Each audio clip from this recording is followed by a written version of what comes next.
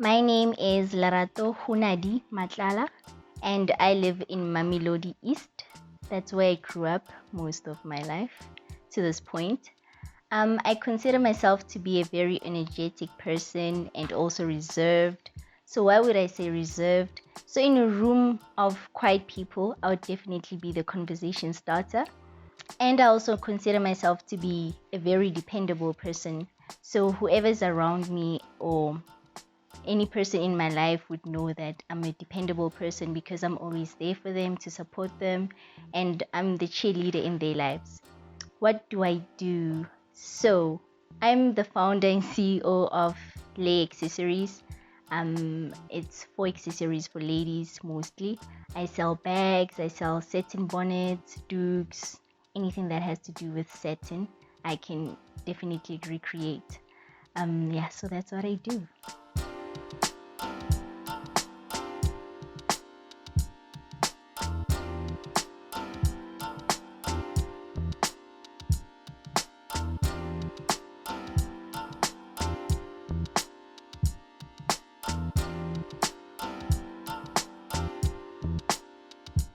What keeps me grounded as an individual?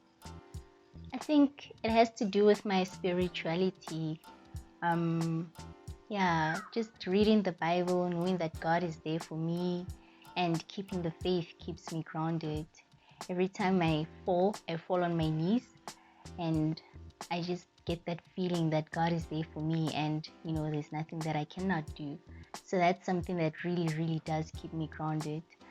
Besides that, or the next best thing is the people in my life.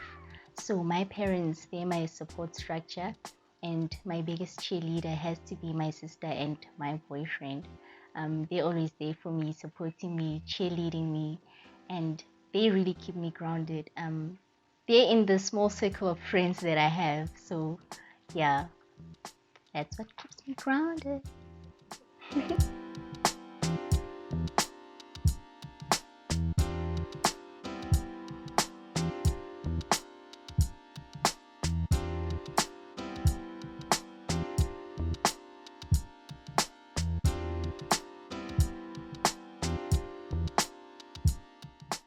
If somebody had told me I'd be here, would I have believed them?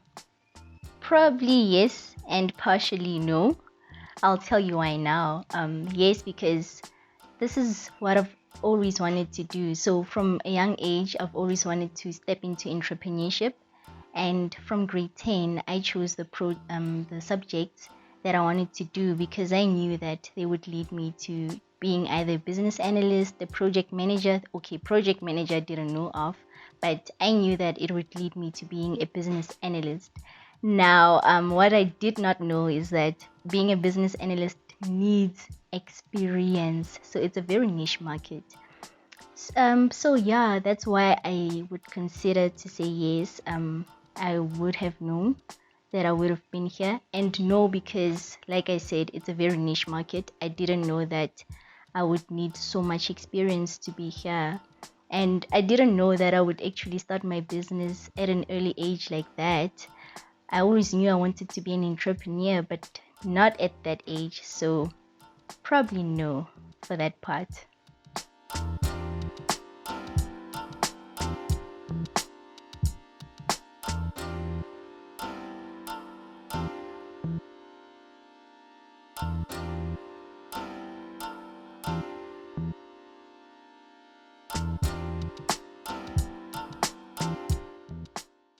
Whew. This is a tough one, very close to home. I've learned that, I've learned that people need to be forgiving to one another. People need to love one another first of all. And what is love? Well, it takes you back to the Bible. Love is patient, love is kind, and love is not boastful, but love forgives, right? So that's one of the things that I've learned from watching the people that I live with at home.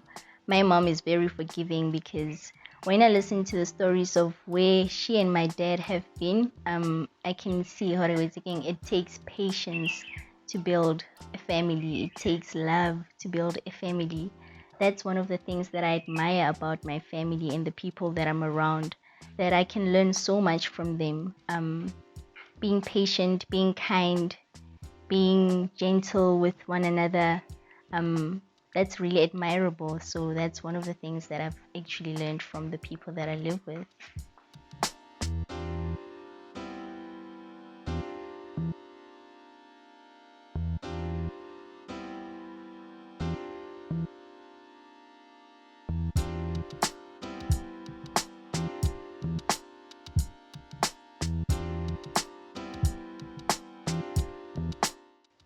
What I want out of life is love, peace. I want to come back to a happy family of my own.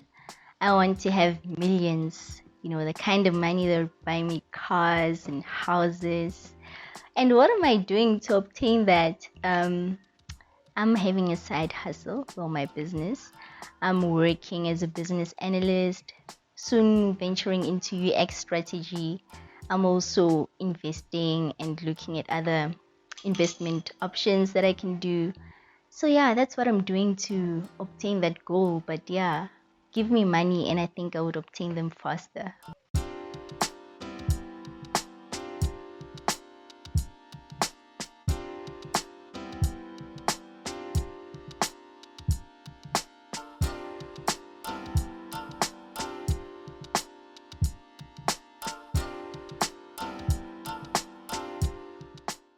Where do I get strength to conquer each day? Okay, so I'm a person who really prays. So where do I get strength to conquer each day? I pray in the morning. I make sure that I just set my day alight, set my day on fire with prayer. Like I mentioned before, when I fall on my knees. So I make sure that God is a part of my day, then everything sails smoothly.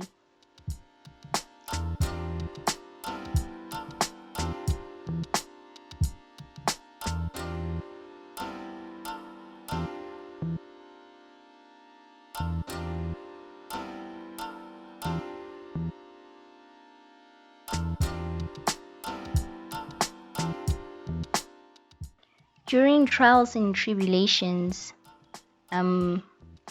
usually it's a place maybe that I turn to, or a person.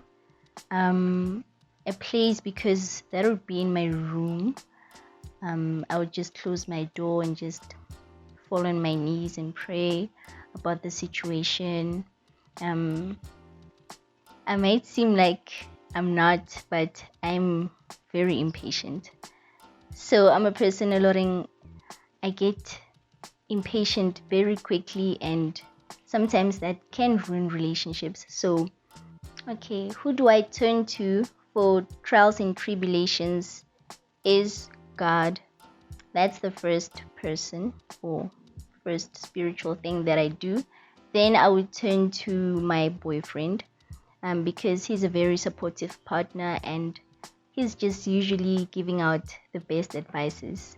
Even if at that moment I might not like the advice, but he's usually right. And after I've calmed down, I usually do follow that advice. The second person I would go to is my sister, because she's just guided me through life. I feel like she took that motherly role. Yes, my mom is still there and I love her so much, but my sister just came with the advices, because she just like went through life and came back to me and said, hey, listen, I went through this route and it has potholes, so that I don't have to go through all that in life. And I feel like that's what sisters are for. And she's the one who actually taught me finance lessons, she taught me love lessons, she taught me how to build relationships. She and her partner, husband, they actually taught me to be patient with life. I can still go out and do all these things, wonderful things that I want to do, but why not just wait and set a right foundation, and I'll get to enjoy that a bit later.